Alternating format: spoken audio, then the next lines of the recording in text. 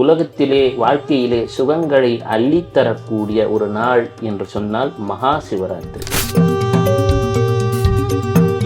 இந்த பிரபஞ்சத்திலே உள்ள அனைவருக்கும் பொதுவான ஒரு திருவிழா என்று சொன்னால் அது இந்த சிவனுடைய ராத்திரி என்று சொல்லக்கூடிய சிவராத்திரி. சிவபெருமான் ஏதோ ஒரு காரணத்தினாலே உலகத்துல நீங்க எல்லாம் கஷ்டப்பட்டுட்டு இருக்கீங்க, உங்களை இந்த கஷ்டத்திலிருந்து மீட்டெடுக்க வேண்டுமே என்பதற்காக சிவபெருமான் கண்களில் அவ்வப்போது கண்ணீர் மல்குமா.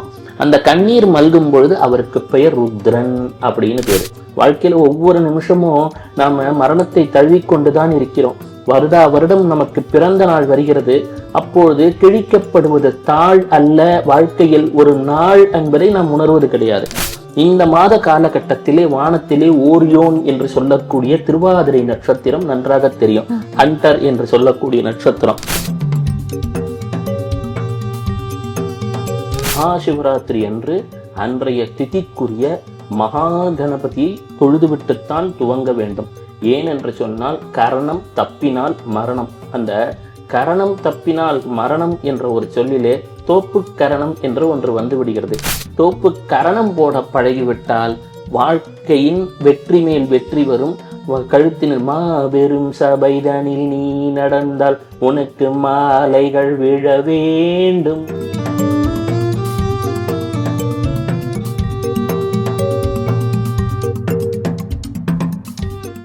ராணி நேயர்களுக்கு அன்பான வணக்கம்.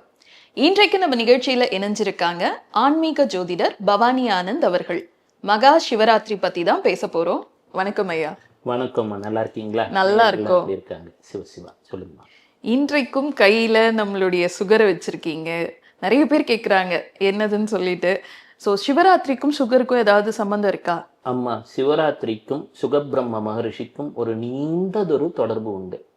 உலகத்திலே வாழ்க்கையிலே சுகங்களை அள்ளித்தரக்கூடிய ஒரு நாள் என்று சொன்னால் மகா சிவராத்திரி. இது ஆண்களுக்கும் பெண்களுக்கும் என்று பொதுவான ஒரு நாள் தான். அனைவருக்குமே உலகத்திலே தேவர்கள், கிண்ணறர்கள், யக்ஷர்கள் என்றெல்லாம் சொல்றோம் இல்லைங்களா? அதுபோல இந்த பிரபஞ்சத்திலே உள்ள அனைவருக்கும் பொதுவான ஒரு திருவிழா என்று சொன்னால் அது இந்த சிவனுடைய ராத்திரி என்று சொல்லக்கூடிய சிவராத்திரி. ஸ்ரீ சுகபிரம்ம மகரிஷி என்று சொல்லக்கூடியவர். இவர் ஒரு விதத்திலே ருத்ர அம்சம். இவர் அது என்ன ருத்ர அம்சம் அப்படின்னு சொன்னா, சிவபெருமான் ஏதோ ஒரு காரணத்தினாலே உலகத்துல நீங்க எல்லாம் கஷ்டப்பட்டுட்டு இருக்கீங்க, உங்களை இந்த கஷ்டத்திலிருந்து மீட்டெடுக்க வேண்டுமே என்பதற்காக சிவபெருமான் கண்களில் அவ்வப்போது கண்ணீர் மல்குமா. அந்த கண்ணீர் மல்கும் பொழுது அவருக்கு பெயர் ருத்ரன் அப்படின்னு பேரு.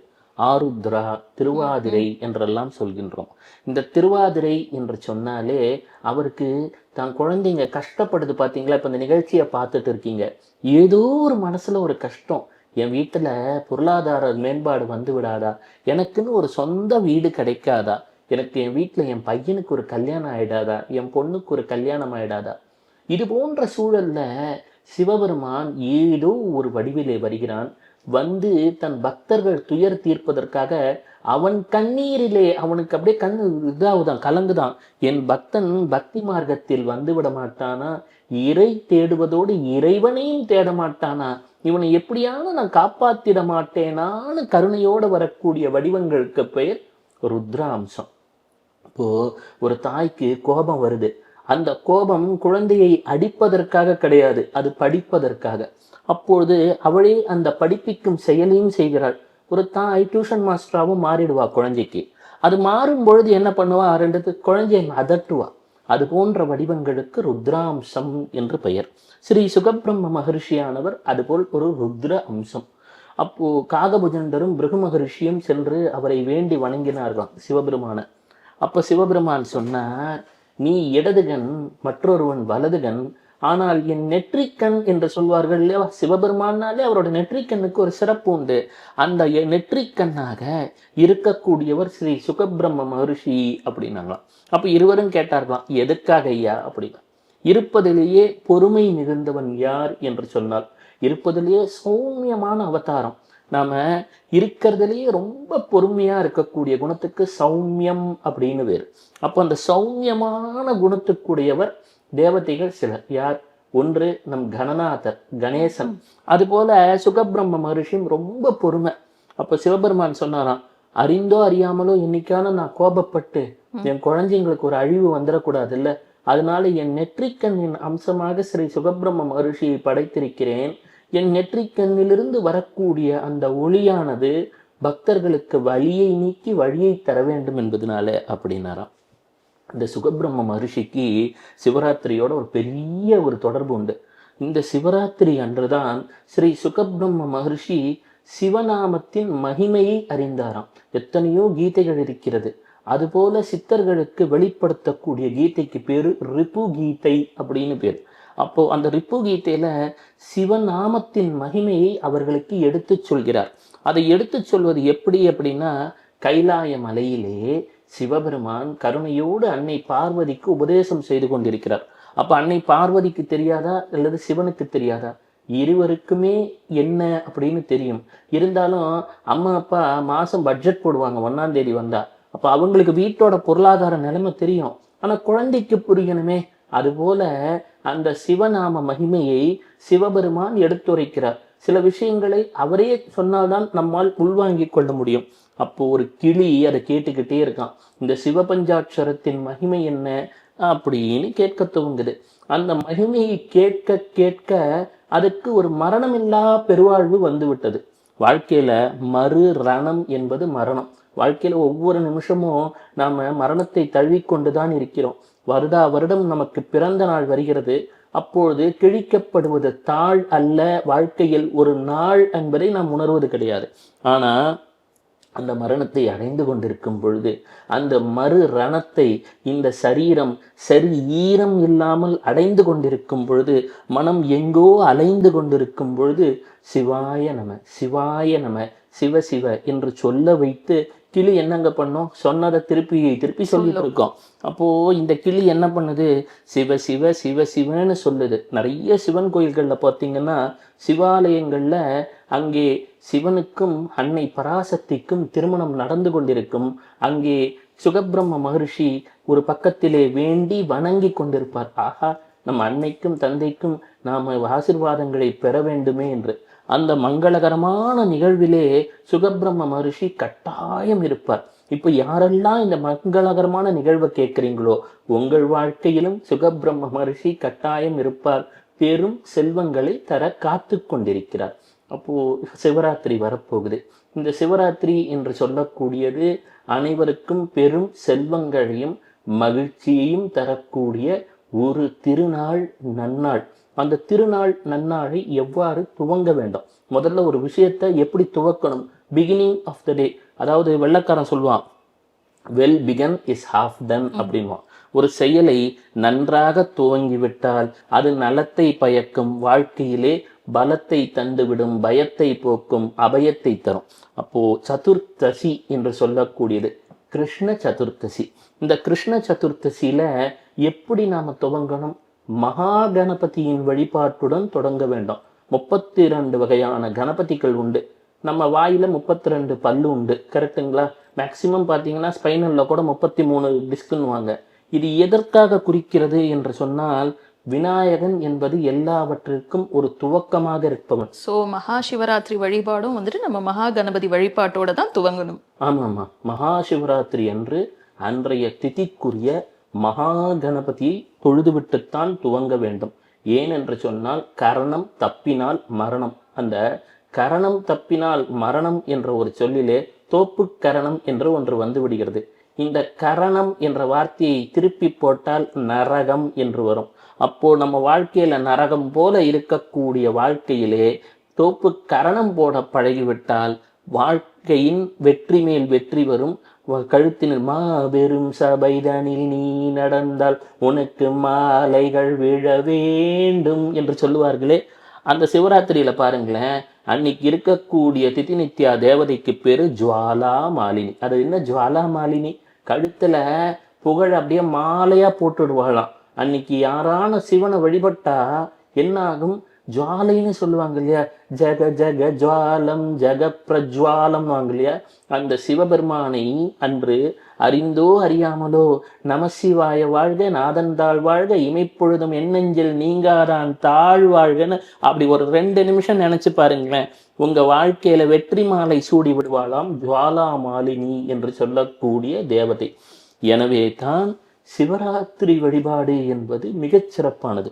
அப்போ ஐயா இப்ப வந்துட்டு மாசம் சிவராத்திரி வருது, ஒவ்வொரு மாதமுமே வருது. ஆனா இந்த மாசி மாசத்துல வர சிவராத்திரியை வந்துட்டு நம்ம மகா சிவராத்திரின்னு சொல்றோம். ஏன் அவ்வளவு சிறப்பு இந்த மாசி சிவராத்திரிக்கு? அதோட இந்த ஆண்டு சிவராத்திரியும் ரொம்ப சிறப்பு வாய்ந்ததுன்னு சொல்றாங்களே, ஏன்? சொல்றேன். இது என்னன்னா, நம்ம ஜோதிட ரீதியாக எடுத்துக்கொண்டால், ஜோதிடம் என்பது சோதித்து திடம் கூறுவது. ஜாதகம் என்றால் நமக்கு எது சாதகம் என்று சொல்லி பாதகத்தை நீக்கி வைப்பது. நம்ம ஜாதகத்து ரீதியாகவோ ஜோதிட ரீதியாகவோ எடுத்துக்கொண்டால், மேஷ ராசியை காலபுருஷ தத்துவத்தின் முதல் வீடு என்பார்கள்.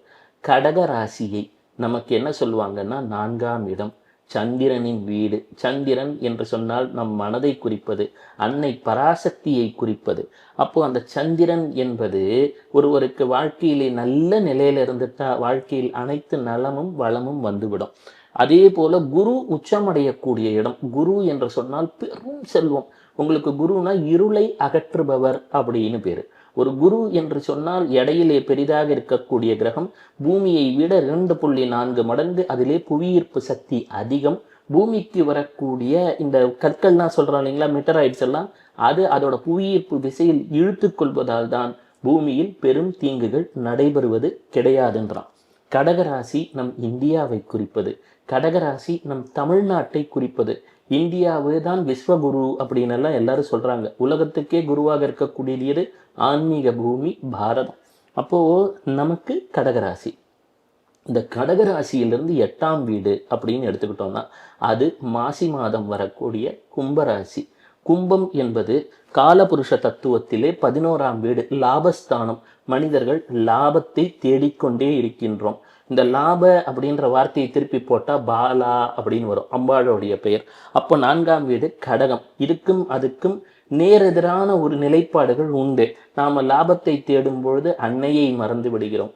அப்போ நீ எப்பொழுது உன்னையே நம்பி தேடிக்கொண்டிருக்கிறாயோ உன் அன்னையை மறந்து விடுகிறாய், பராசக்தியை மறந்துடுற. அப்போ 8ஆம் இடத்துல என்ன ஆகுது, இது இந்த சிகப்பிந்தியர்கள்னு சொல்லுவோம் இல்லையா, அவங்க என்ன சொல்றாங்கன்னா இதை ஸ்னோ மூன் என்று சொல்லுவார்கள். இந்த மாத காலகட்டத்திலே வானத்திலே ஓரியோன் என்று சொல்லக்கூடிய திருவாதிரை நட்சத்திரம் நன்றாக தெரியும். ஹண்டர் என்று சொல்லக்கூடிய நட்சத்திரம். இந்த ஹண்டர் என்று சொல்லக்கூடிய திருவாதிரை நட்சத்திரம் சிவனின் நட்சத்திரம். அதனாலதான் 2 நட்சத்திரத்துக்கு திருன்னு அடைமொழி உண்டு. ஒன்று திருவோணம், அது பெருமாள் நட்சத்திரம் 3 பாதம். மற்றொன்று திருவாதிரை. இந்த திருவாதிரைக்கு என்ன சிறப்புன்னா, அங்கே சிவபெருமான் வேட்டையாடுகிறார். எதை வேட்டையாடுகிறார்? நம் மனதில் உள்ள காம குரோத மத லோப மாச்சரியம் என்று சொல்லக்கூடிய ஆலசியம், இந்த குணங்களை வேட்டையாடக்கூடிய ஒரு நட்சத்திரம் திருவாதிரை. இப்போ என்னன்னா, இந்த மாசத்துல நமக்கு அங்கே இதுவும் இந்த மாத சிவராத்திரி மகா சிவராத்திரி ரொம்ப சிறப்பு. என்னன்னா, அங்கே 8ஆம் இடத்திலே வரக்கூடியது அமாவாசை நிகழும். சூரியனும் சந்திரனும் சேருகிறது, அதை அம்மாவாசை என்கிறோம். அப்போ சூரியன் சிவபெருமான், அங்கே சந்திரன் என்பது பராசக்தி. இவர்கள் 2 பேரும் சேரும் பொழுது கருமை ஏற்படுகிறது. கருப்புன்றது ஒரு பவர்ஃபுல்லான நிறம். அது நிறமற்ற தன்மை அல்ல, எல்லாவற்றையும் உள்வாங்கி கொண்டிருக்கக்கூடிய ஒரு மகாசக்தி. அதனாலதான் அவ பேரை காளின்றான், விஞ்ஞானத்துல பிளாக் ஹோல்ன்றான். அது ஒரு மகா சக்தியாக விளங்கக்கூடிய ஒரு நிலை. அந்த நிலை வரும் பொழுது 8ஆம் இடம் என்ற இருள் சூழ்ந்த இடம் அதிர்ஷ்டத்தையும் குறிக்கும். நீங்க இப்ப வெளிநாட்டுல எல்லாம் போனீங்கன்னா ஒரு மனம் உள்ளொடுங்குவது, ஒரு பெரிய பூகம்பம் வரப்போகுதுன்னு வச்சுக்கோங்களேன், அதுக்கு முன்னாடி மார்க் ட்ரைனிங்னு ஒன்று கொடுக்குறான், கரெக்டா நம்மளை நாமளே தயார்படுத்தி கொள்வதற்கு. அப்போ எல்லாத்துக்கும் ஒரு மார்க் ட்ரைனிங் என்ற ஒரு சூழல் உண்டு. அப்போ அந்த சூழல் வரும்பொழுது அது நம்மை தற்காத்து கொள்ள உதவும். இந்த மாசி மாதம் வரக்கூடிய அமாவாசையின் தன்மை சற்று அழுத்தம் வாய்ந்தது. நம் உடலை 70% மேல நீர் தான். அப்போ முதல் நாளே, மறுநாள் இருளின் நிலை வரப்போகிறது. முதல் நாள் அருளை தரக்கூடிய, பொருளை தரக்கூடிய, ஒளி தத்துவமாக விளங்கக்கூடிய சதாசிவம், வழியை நீக்கி வழியை தரக்கூடியவன், நம் வாழ்விலே நம் மீது உள்ள பழியை நீக்கக்கூடியவன், அந்த பரமசிவனின் பெயரை சொல்ல துவங்கிவிட்டால் அப்பொழுதைக்கு இப்பொழுதே அழைத்தோம் என்று சொல்லுவார்களே, அதுபோல நமசிவாயா என்னை காப்பாற்று கரையேற்று என்று சொல்ல துவங்கிவிட்டால் அனைவரும் ஒரு ஃப்ரீக்குவன்சியில ஒரு கூட்டு பிரார்த்தனையில உள்ளார்ந்து உருகி உள்ளம் உருகுதையா முருகையா அப்படின்னு அழைக்க துவங்குவதை போல இந்த சிவபெருமானை அழைக்க துவங்கிவிட்டால் அந்த பரம கருணையானவன் நமக்கு வரக்கூடிய சூழலை எதிர்கொள்ளக்கூடிய ஆற்றலை பேராற்றலை வழங்கி விடுவோம். இப்போ இவங்களுக்கெல்லாம் ஏதோ நல்ல நேரம் இருக்கிறதுனால தான் அந்த பரமசிவனுடைய பெரும் கருணை இவர்களிடம் இருக்கிறது. இல்லைன்னா இப்ப எத்தனையோ தீய விஷயங்கள் இருக்கிறது. இந்த நல்ல விஷயத்தை பார்க்கணும், நமசிவாயத்தின் நாமத்தை கேட்கணும். சிவாய பரமேஸ்வராய சந்திரசேகராய நம ஓம் அப்படின்னு அந்த சிவபெருமானோட பேரை கேட்கணும்னு இவங்களுக்கு ஒரு பெரும் பாக்கியம் இருக்கிறதுனால தான் இப்போ அதை கேட்டுட்டு இருக்காங்க. இந்த பார்க்குறவங்க ஜாதகத்துல எல்லாம் பார்த்தீங்கன்னா ஏதோ ஒரு நல்ல தசை ஆரம்பிச்சிருக்கோம் அல்லது ஒரு நல்ல கோச்சாரம் நடைபெற துவங்கி இருக்கும். எனவே தான் இப்பொழுது இதை இந்த நொடியிலே கேட்கக்கூடிய பாக்கியம் உங்களுக்கு அமைந்து கொண்டிருக்கிறது. உங்கள் வாழ்க்கையில் பெரும் நன்மை வரப்போகிறது, வந்து விட்டது. சொல்லுங்கம்மா. சரி, ஆக்சுவலாக சிவராத்திரி பற்றி, இந்த மாதம் சிவராத்திரி ஏன் மகா சிவராத்திரி சொன்னீங்க, சுகருக்கும் சிவனுக்கும் என்ன தொடர்புன்னு சொன்னீங்க, இவங்களை பக்கத்தில் வச்சிருக்கீங்களே திடீர்னு, இவங்க யாரு என்ன? அம்மா இது இவர் பைரவர். நாம் எப்பொழுதெல்லாம் சிவபெருமானை நினைக்கின்றோமோ, சித்தர்களை நினைக்கின்றோமோ, அவர்களுக்கு அருகிலே ஒரு சுகர் போன்ற எப்படி கிளி பறவைகள் இருக்கிறதோ அதுபோல பைரவரும் இருப்பார். ஏன் என்று சொன்னால் பைரவர் பயத்தை நீக்குபவர். நான் ஏற்கனவே சொன்னேன், திருவாதிரை நட்சத்திரத்தை வானத்துல பார்த்தீங்கன்னா ஒரு வேட்டையாடக்கூடியவர் போல இருக்கும்ட்டு. 2 நட்சத்திரம் திருவாதிரை மூலம் எடுத்துக்கோங்களேன், ரெண்டுமே ஒரு ஆக்சிஸ், ஒரு 180 பாகைகள் அப்பால் இருக்கக்கூடியது.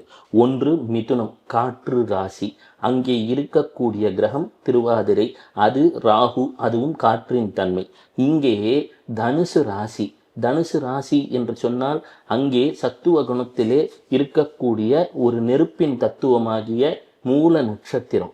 மூல நட்சத்திரம், அஸ்வினி நட்சத்திரம் மற்றும் மகன் நட்சத்திரம் இதெல்லாம் அளவில் சிறியது. கேது அளவில் சிறியது, எனினும் அதன் வெப்பத்தன்மை மிகுதியானது. ராகுவின் நட்சத்திரங்கள் சற்று பெரிதாக தெரிந்தாலும் அதன் சில வெப்பத்தன்மை என்பதை விட நம்மை ஒளி பொருந்தியதாக இருக்கும். இப்போ என்னன்னா, திருவாதிரை நட்சத்திரம் என்று சொல்லக்கூடியது பெண் நாயை குறிக்கும். மூல நட்சத்திரம் என்பது ஆண் நாயை குறிக்கும். எத்தனையோ இருக்கும் பொழுது சிவபெருமான் தனது பைரவ திருக்கோலத்திலே நாய்களை தான் தனக்கு பக்கத்திலே வைத்து கொண்டார். நீங்கள் யோசித்து பாருங்களேன், நாய்களுக்கு ஒரு குணம் உண்டு. ஒரு பொருளை நாம் தந்துட்டோம்னு வச்சுக்கோங்களேன், அது உன்னிப்பா இருக்கும், அந்த கவனம் இருக்கும். அந்த கவனம் நம்மிடம், நமக்கு இறைவனிடம் இருந்தால் நாம் என்றோ வேறொரு பரிணாமத்திலே ஆன்மீகத்திலே உயர்ந்திருப்போம். ஒரு நாய்க்குட்ட இருக்கக்கூடிய ஒரு விஷயம், அது ஃபுல் ஃபோக்கஸ்டாக இருக்கும். 2வது, தன்னுடைய விசுவாசம் என்ற நிலையிலே அது மேம்பட்டு இருக்கும். அதை தாண்டி அந்த நாய்க்குட்டிகள் பார்த்தீங்கன்னா நாக்கியை வெளியில் தள்ளி அது ஒரு யோக பயிற்சி போலத்தான். அதுக்காகத்தான் எப்பொழுதுமே சிவ வழிபாட்டிலே இந்த சுவானகங்கள் என்று சொல்லக்கூடிய நாய்க்குட்டிகளுக்கு ஒரு பெரிய சிறப்பு உண்டு. ஓம் ஸ்வானத்வஜாய வித்மஹே சூலஹஸ்தாய தீமஹி தன்னோ பைரவ பிரச்சோதயாத். இந்த மந்திரத்தை சிவராத்திரி அன்று ஒரு 8 முறை சொல்லிட்டாங்கன்னு வச்சுக்கோங்களேன், பைரவ வாதனை ஏற்படாது. அது என்னங்க பைரவ வாதனை அப்படின்னு சொன்னா, வாழ்க்கையில எல்லாருக்குமே ஒரு ஆசை, கடைசி வரைக்கும் ஆரோக்கியமா இருக்கணும். யார்கிட்டையும் பிசிக்கலாகவோ ஃபினான்ஷியலாகவோ பொருளாதார ரீதியாகவோ உடல் நிலையிலோ சார்ந்து இருந்து விடக்கூடாது. எல்லாருக்கும் இருக்கிற ஒரு ஆசை. பைரவனை சிவராத்திரி என்று வழிபட்டு விட்டால் இது போல சின்ன மந்திரம், சரி சொல்ல முடியலன்னா இதையே ஒரு 8 தடவை ரிப்பீட் பண்ணி கேட்டுருங்க. வாழ்க்கையில் பைரவ வாதனை என்பது வராது. சிவராத்திரியில அவ்வளோ பெரிய ஒரு சிறப்பு. மேலும் பொருளாதாரத்திலே நான் மேம்பட்டு விட வேண்டும், எல்லாருக்கும் இருக்கிற ஒரு ஆசை. நான் நல்லபடியா இருக்கணும், எங்க வீட்டுல தங்கம் சேரணும், இப்ப தங்கம் இருக்கிற விலைக்கு எங்கேயா வாங்கிறது, இப்படியும் ஒரு எண்ணம். சிவராத்திரி அன்று நீங்க ஒரு தங்க லிங்கத்தை, இது ராவணன் செய்ததாக சொல்லக்கூடிய ஒரு வழிபாடு, ஒரு தங்க லிங்கத்தை மனசுக்குள்ள கற்பனை பண்ணிக்கணும். இதுக்காக தங்க லிங்கம் நேர்ல எல்லாம் வாய்ப்பு இல்லை இன்னைக்கு இருக்கிற மனசுல கற்பனையில ஒரு தங்க லிங்கத்தை நினைச்சுக்கணும். சிவராத்திரி அன்னைக்கு ஆரம்பிக்கிறீங்க, ஒரு 10 நிமிஷம் 5 நிமிஷம், எந்த ரூல்ஸ் ரெகுலேஷன்லாம் கிடையாது, எதுவும் பார்க்க தேவையில்லை. மனசுக்குள்ள நீங்க கற்பனை பண்றீங்க, ஒரு பொன்னிறமான ஒரு தங்க லிங்கம் அப்படியே ஜொலிக்குது, அதை சுற்றி அப்படியே பாலால தேனாலன்னு உங்களால என்னென்ன முடியுமோ அதெல்லாம் அபிஷேகம் பண்ணுங்க. இதை தினமும் ஒரு 5 நிமிடம் வழக்கமாக கொள்ளுங்கள். சிவராத்திரி முதல் துவங்கி 5 நிமிடம் வழக்கமாக கொள்ளுங்கள். தினமுமே நினைச்சுக்கலாம். தினமுமே பண்ணலாமா? இது எப்படின்னா, ஸ்வர்ணலிங்கத்தை நினைத்தால் பணம் சேரும், கல்வியில் ஞானம் பெருக வேண்டும் என்றால் ருத்ராட்சமயமான லிங்கத்தை மனதிலே நினைத்து கொள்ள வேண்டும். அப்போ உங்களுக்கு சிலர் கேட்பாங்க, சார் எனக்கு கல்வியும் வேணும் பணமும் வேணும்ட்டு. ஏதோ ஒன்றை ஃபோக்கஸ் பண்ணுங்க. ஒரு 48 நாள், அது ஒரு ஒரு 3 மாசத்துல 6 மாசத்துல நடந்ததும் அடுத்ததை கற்பனை பண்ணுங்க. சிலர் என்ன சொல்லுவாங்கன்னா, இல்லை எனக்கு கல்வியும் வேண்டும் பணமும் வேண்டும், ரெண்டுமே வேண்டும் தான். ஆனால் முதலில் உங்களுக்கு ஒரு தேவைன்னு ஒன்று இருக்கும் இல்லையா, அந்த தேவைக்கான தியானத்தை துவங்குங்கள். சிவராத்திரி தந்துவிடும். அதே போல சிவராத்திரியில் அர்ச்சனை செய்யும் பொழுது 3 வில்வ இலைகளால் அர்ச்சனை செய்வது அதுவும் பெரும் சிறப்பை தந்துவிடும். 3 வில்வ இலைகளால். ஓகே, நம்ம அப்ப எடுத்து வச்சுக்கணும். 3 இலையா வச்சுக்கிட்டு போடும்போது ஒவ்வொரு தடவை போடும்போது 3 போடணும். என்னன்னா, எனக்கு இமயமலையில் இருக்கக்கூடிய என் குருநாதர் ஒரு காலத்திலே சொல்லி கொடுத்த ஒரு சீக்ரெட்டு, 3 தளம் 3 குணாகாரம் 3 நேத்திரம் எல்லாம் சொல்லிட்டு வரும்போது என்ன சொன்னார்னா, ஏக வில்வம் சிவார்ப்பணம்னு இருந்தது. 3 ஜன்ம பாப்ப சம்ஹாரம் ஏக வில்வம் சிவார்ப்பணம். அப்போ அவர் சொன்னார், ஒரு வில்வத்தை சிவார்ப்பணம் செய்தாலே வினைகள் தீர்ந்து விடும். உங்களுக்கு ஏற்கனவே மைனஸாக இருக்கிற பேங்க் அக்கௌண்ட்டில் அதெல்லாம் சரி பண்ணிடுவாங்க. உங்கள் அக்கௌண்ட்டில் ஓவர் டிராஃப்ட் இருந்தால் அது 0 ஆக்கிடுவாங்க. ஆனால் ப்ளஸ்ஸு வேணும் இல்லை. நான் என்ன சொல்கிறேன், இந்த பிறவிக்கும் நமக்கு ப்ளஸ் வேணும், அடுத்த பிறவிக்கும் நமக்கு கையில் காசு வேண்டும். அந்த பொருளாதார மேம்பாட்டை விரும்புபவர்கள் 3 வில்வ இலைகளாக எடுத்து வைத்து கொள்ளவும், சிவபெருமானுக்கு கட்டாயம் வழிபட்டு விடவும். இதை தவிர ஒன்னொன்று இருக்கு. என்னன்னா, உங்க ஜாதகத்துல நீங்க எந்த நட்சத்திரத்தில் பிறந்தீர்களோ அதுக்கு பேரு சோமநாதம் அப்படின்னு பேர். எல்லாரும் 12 லிங்கங்களுக்கும் வாழ்க்கையில் சென்று வருவது என்பது இயலாத காரியம். ஆனால் சென்று வந்தால் மிகப்பெரிய அது ஜோதிர்லிங்கங்களுக்கு போயிட்டு வந்தா, அது முடியலன்னா சௌராஷ்டிரே சோமநாதம் ச ஸ்ரீசைலம் மல்லிகார்ஜுனா உஜ்ஜைன்யா மகாகாலா அப்படின்னு போட்டீங்கன்னா கூகுள் பண்ணா வந்துடும், பாட்டு வந்துடும். ஒரு 3 தடவை 4 தடவை இதை இந்த 12 ஜோதிர்லிங்கங்களின் பெயர் என்றால் வந்துவிடும். அது எதுக்கு உதவும் அப்படின்னா, சிவராத்திரி அன்று இந்த பெயர்களை கேட்டுவிட்டால், தினமுமே கேட்டா ரொம்ப நல்லது. ஆனா தினமும் எங்க போய் கேட்க போறோம்? சிவராத்திரி என்றானால் கேட்டு விடுங்கள். உங்களுக்கு ஜாதகத்தில் எந்த விதமான தோஷங்கள் இருந்தாலும், அண்டர்லைன் த வேர்ட், எந்த விதமான தோஷங்கள் இருந்தாலும் அது நீங்கி சந்தோஷமாக மாற்றிவிடும். ஏன்னா சிவபெருமானுக்கு அந்த ஆற்றல் உண்டு. இதுக்கு ஒரு கதையுமே உண்டு. என்னன்னா, ஒரு முறை இந்திரன் தானே ஒரு வரத்தை வேண்டி செல்கிறான். சிவபெருமான் தன் திருசூலத்தை தந்து விடுகிறார். திருசூலத்தை எப்படி இயக்குவது என்று தெரியவில்லை. தன்னைத்தானே அவன் தாக்கிக் கொள்ளப் போகிறான். எல்லாரும் இது பண்றான். அப்ப அவர் சொல்கிறார், முதலிலே சிவ வழிபாட்டிலே பணிவு தேவை. அதே போல சிவபெருமானின் 12 ஜோதிர்லிங்கங்களின் பெயரை அவ்வப்போது உச்சரிச்சுட்டே இருக்கணும். சிலர் ஜாதகத்துல பார்த்தீங்கன்னு வச்சுக்கோங்களேன், சில கிரகங்கள் நீச்சமாக இருக்கும், சில கிரகங்கள் வக்கரமாக இருக்கும். அதுக்கெல்லாம் வேற தீர்வுன்னு நம்ம தனித்தனியா தேடிட்டு இருக்க முடியாது. ஒரு ஜாதகத்துல எக்கச்சக்கமான தோஷங்களும் இருக்கும், யோகங்களும் இருக்கும். அப்போ இத்தனை தோஷங்களுக்கும் நீச்ச கிரகங்களோ அல்லது வக்கிர கிரகங்களோ, சில சமயம் வக்கிர கிரகங்கள் பல்வேறு சோதனையை தந்துடும். நீங்க ஜாதகத்தை பிரிண்ட் அவுட் எடுத்து பார்த்தீங்கன்னா வான்னு எழுதியிருப்பான், இல்லைன்னா 2 பக்கமும் பிராக்கெட் போட்டிருப்பான். அப்படின்னா என்ன அர்த்தம்னா, அது வக்கிர கிரகங்கள் அப்படின்னு பேரு. அது போன்ற கிரகங்கள் என்ன செய்யும், சிலருக்கு 4ல் செவ்வாய் இருக்கும். செவ்வாய் தோஷமெல்லாம் இந்த பல தாய்மார்கள் 2, 4, 7, 8, 12 செவ்வாய் இருக்குங்க, 4ஆம் இடத்துல போய் செவ்வாய் வந்து மேஷ லக்னம் 4ஆம் இடத்துல நீச்சமாயிருச்சுங்க, இதெல்லாம் சொல்றவங்கெல்லாம் இருக்காங்க.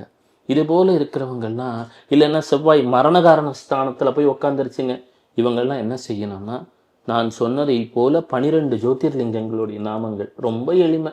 இந்த காலத்துல யூடியூப் வந்தாச்சு, அதில் கேட்டாலே பெருமளவு குறைந்து விடும். மற்றொன்று இருக்கு, பிரம்மஹத்தி தோஷம்னு, குருவும் சனியும் சேர்ந்துருக்கும். இதுக்கு எங்கெங்கேயோ போயிட்டேன் சார், ஒன்றும் நடக்கலைங்க லைஃப்ல, என்னால் அடுத்த கட்டத்துக்கு போக முடியலன்ட்டு. மகாகாலேஸ்வரா பஸ்ம ஆரத்தின்னு கூகுள் பண்ணா வந்துடும். இந்த காலத்து பஸ்மாபிஷேகம்னு பண்ணா வந்துடும் மகாகாலேஸ்வரான்னு. அது வந்து என்னன்னா பெரிய பரிகாரங்க.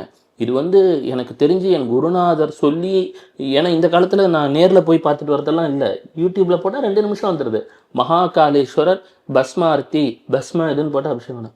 அதை தினமும் ஒரு 5 நிமிடம் 10 நிமிடம் பார்த்தால் மகா புண்ணியம். தினமும் பார்க்க முடியலைனாலும் இந்த மகா சிவராத்திரி அன்னைக்கு பார்த்தால் வாழ்க்கையிலே அனைத்து நலமும் கிட்டிவிடும். இது ரொம்ப பவர்ஃபுல் பரிகாரம்னு கேட்டா இந்த மகாகாலேஸ்வரர் பஸ்மாரதி சொன்னேன் பார்த்தீங்களா, பார்த்துடணும்.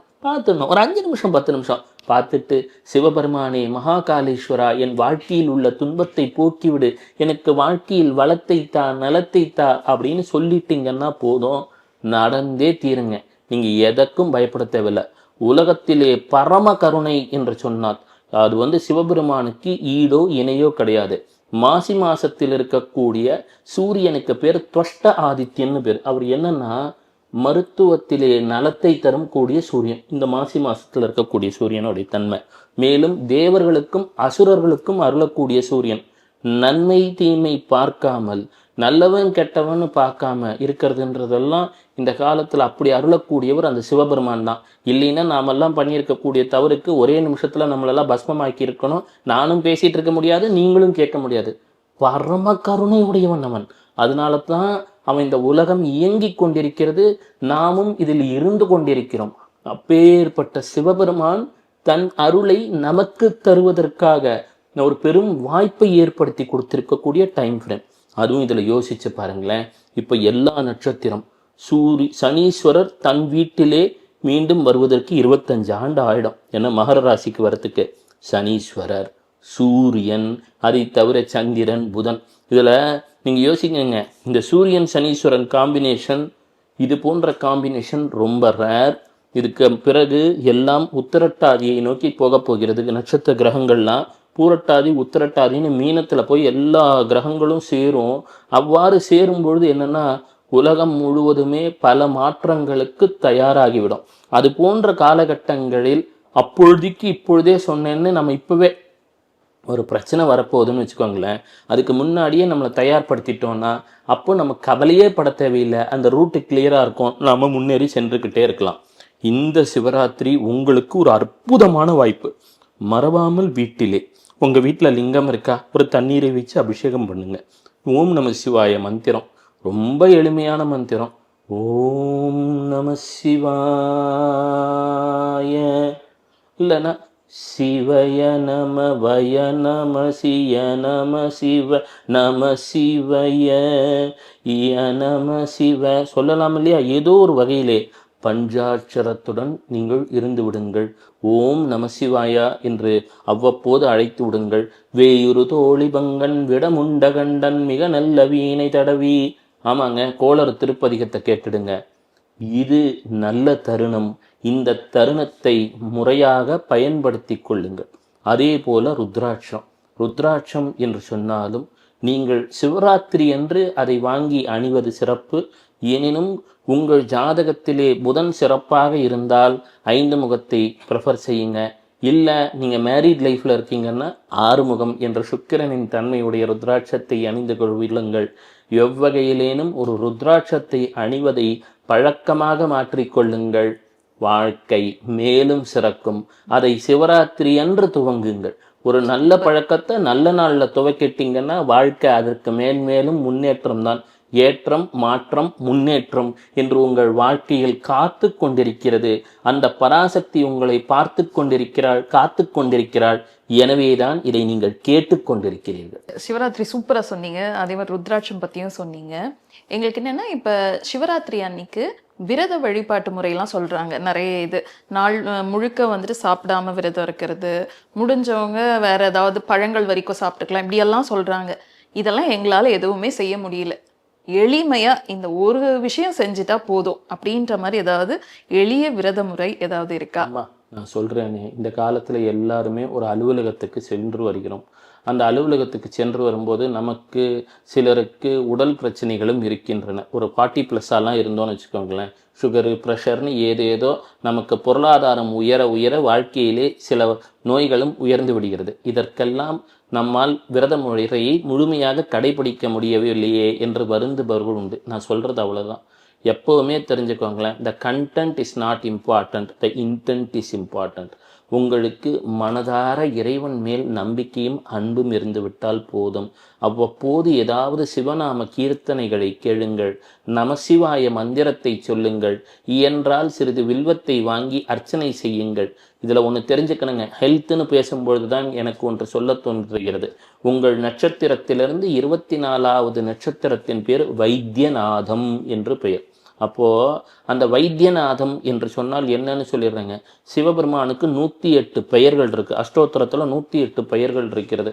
உங்களுடைய நட்சத்திரத்திலிருந்து இருக்கக்கூடிய 24வது நட்சத்திரத்தின் சிவபெருமானின் பெயர்தான் உங்களுக்கு ஏதோ ஒரு வகையிலே உடலின் ஆரோக்கியத்தை மேம்படுத்தி தரும் என்ற ஒரு கருத்து உண்டு. அப்போது திருவோண நட்சத்திரம்னா திருவோணத்திலேருந்து 24வது நட்சத்திரம் என்று சொன்னால் கேட்டை வரும், மிருத்யுஞ்சயாயன் வரும். அதுபோல் ஒவ்வொரு பேராக உங்களால் தேடிட்டு இருக்க முடியுமா? தேடுறதெல்லாம் ரொம்ப சிரமம். அப்போ என்ன பண்ணுங்க, சிவராத்திரி அன்று 108 சிவநாம அஷ்டோத்திரங்களை முடிந்தால் படியுங்கள், அல்லது யூடியூப்பில் போட்டுட்டு ஒரு 5 நிமிஷம் மெலோடியஸாக, அப்பா சிவபெருமானே எனக்கு ஆயுள் பெருக வேண்டும், ஆரோக்கியம் பெருக வேண்டும், எனக்கு ஐஸ்வர்யம் பெருக வேண்டும்னு பிரார்த்தனை செய்து விடுங்கள். நீங்கள் உள்ளத்தால் வேண்டினாலும் உங்களுக்கு உயரத்தை தருபவன் தான் சிவபெருமான். அவர் கருணை கடல். அந்த கருணை கடல் ஏதோ ஒரு விதத்திலே உங்களுக்கு நன்மையை தர வேண்டும் என்ற ஒரு நிலையினால்தான் இந்த உண்மையை உங்களிடம் சொல்ல வைத்துக் கொண்டிருக்கின்றான். மற்றொரு சிவபெருமானின் மந்திரத்தையும் சொல்லிவிடுகிறேன். ஐயா சிவ சிவா சிவ சிவா அரகரா அரகரா. சொல்லுங்கய்யா. ஐயா சிவ சிவா சிவ சிவா அரகரா அரகரா. ஆமாம் ஐயா, இதை கேட்டுக்கொண்டிருக்கும் பொழுதே சொல்ல துவங்கி விடுங்கள். நல்லதை மட்டும் அப்போவே ஸ்டார்ட் பண்ணிடணும். ஒரு நல்லதை ஸ்டார்ட் பண்ணிட்டீங்க அப்படின்னு சொன்னால் வாழ்க்கையில் நல்லது மட்டுமே நிகழ துவங்கும், நலம் பெருக துவங்கும். உங்கள் வாழ்க்கையில் ஒரு நல்லது நடக்கணும்னு நேரம் இருக்குது. அதனால்தான் திருநீற்றை பற்றியும் ருத்ராட்சத்தை பற்றியும் சிவபெருமானை பற்றியும் சிவபெருமானது மகிமைகளை பற்றியும் கேட்டுக்கொண்டிருக்கிறீர்கள், பார்த்து கொண்டிருக்கிறீர்கள். அனைத்து நலமும் உங்கள் வாழ்க்கையில் பெருகப் போகிறது. சிவசிவா. விரத முறை பேசிட்டோயா, அன்றைக்கு சிவராத்திரி அன்னைக்கு ஏதாவது தானம் செய்தா மிக்க நல்லதுன்ற மாதிரி என்ன இருக்கு? ஆமாம், சிவராத்திரி அன்று செய்வதென்றால் எளிமையாகவே ஒன்று சொல்லிடுறேனே, ஒரு சிறிய இலையை எடுத்துக்கோங்க. சாதாரண மரத்தில் இருக்கக்கூடிய ஒரு இலை, சிம்பிளாக. இது ஒரு பாலால் ஆன இனிப்பு. இது பெரும் பொருளை தரக்கூடியது, உங்கள் வாழ்க்கையில் வேறொரு பிரம்மாண்டத்தை தரக்கூடியது. செலவும் ரொம்ப கம்மி தான். அந்த இனிப்பை எடுத்து அப்படி லைட்டாக இது பண்ணிக்கோங்க. அந்த இலையில் வைத்து எறும்புக்கு எங்காவது கால்படாத இடத்துல வச்சிருங்க. வச்சுட்டு, சிவபெருமானே எனக்கு சர்வ சித்தர்களின் அருளும் ஏற்பட வேண்டும் என்று நினைத்து, ஓம் சிங் ரங் அங் சிங் சர்வ சித்தர்களே போற்றி. மீண்டும் அந்த மந்திரத்தை சொல்கிறேங்க. ஓம் சிங் ரங் அங் சிங் சர்வ சித்தர்களே போற்றி 3 தடவை சொல்லிட்டு, நமசிவாய நமசிவாய நமசிவாயன்னு சொல்லிட்டு சாதாரண ஒரு இலை, அதில் ஏதோ ஒரு பால் இனிப்பு இப்படி ஸ்ப்ரெட் அவுட் பண்ணி அங்கே ஏதாவது கால்படாத இடத்துல ஏதான ஒரு எறும்புகளுக்கு வச்சிருங்க. வாழ்க்கையில் பெரும் முன்னேற்றம் ஏற்படுவதை அனுபவத்திலே உணரலாம். அது மாதிரி செஞ்சால் 1,00,000 பேருக்கு சோறு போட்ட புண்ணியம் கிடைக்கும் என்று சொல்லப்படுகிறது. சிவராத்திரி அன்னைக்கு மட்டுமே. சிவசிவா. சூப்பர் சார், ரொம்ப எளிமையான தானம் பற்றி சொல்லியிருக்கீங்க, நிறைய தகவல்கள் சொன்னீங்க. ரொம்ப நன்றி. அம்மா, ரொம்ப நன்றி. இந்த நிகழ்ச்சியை கண்ணுற்று கொண்டிருக்கும் நேயர்கள் அனைவருக்கும் வாழ்க்கையிலே அனைத்து நலமும் வளமும் சித்திக்கட்டும். சிவசிவா.